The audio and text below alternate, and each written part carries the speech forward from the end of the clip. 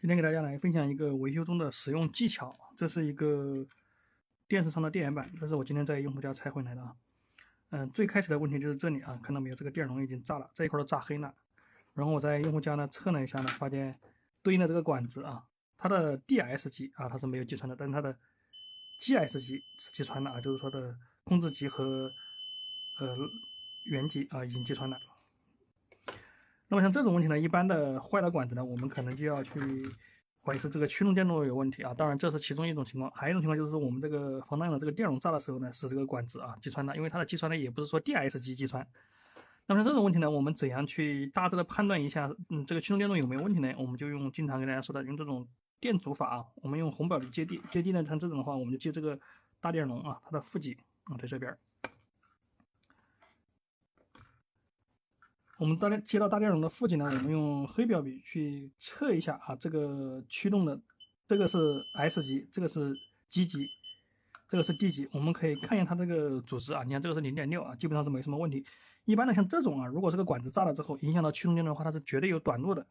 那么这个是驱动芯片，我们也可以挨个测一下这驱动芯片的每个角的对齐阻值，这个 0.3， 这个 0.5， 这个 0.6， 这个 0.6， 这个 0.6。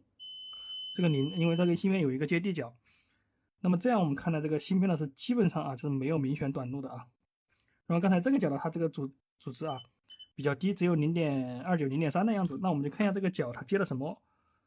这边看到没有？这个角啊，它是通过一个390欧的电阻接到这边来，应该就是接到这个电流取样电阻。那么它因为它是390欧嘛，所以说它这个电流取样电阻它是接了 D 嘛，电流取样电阻一般都是0.几欧嘛，所以说这个阻值正常。我们也可以直接看一下它的阻值啊。你看我们这个外面表用2D 管档的话，可以看到它的阻值。你看刚好上面啊这个右上角这个位置，大家注意看这个位置就是391欧。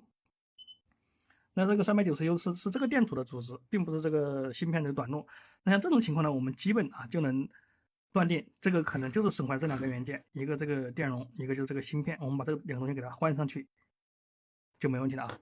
这就是我们在维修中的一种维修方法，并不是说我们每次碰到这种炸管的啊，这种管子坏了，我们就要全部来换芯片呐、查这些电路啊。有时候我们用个简便方法，大致的可以判断一下。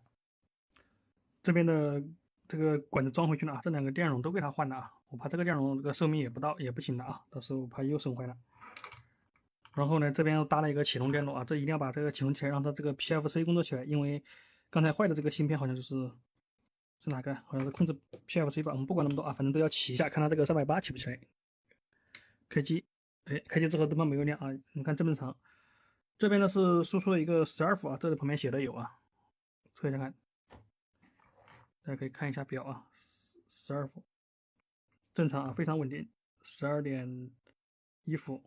我们再一定要测一下这个300伏有没有啊，380伏，好 ，PFC 396伏，非常稳定。那这个板子就修好了啊，换个电容，换一个开关管就可以了啊。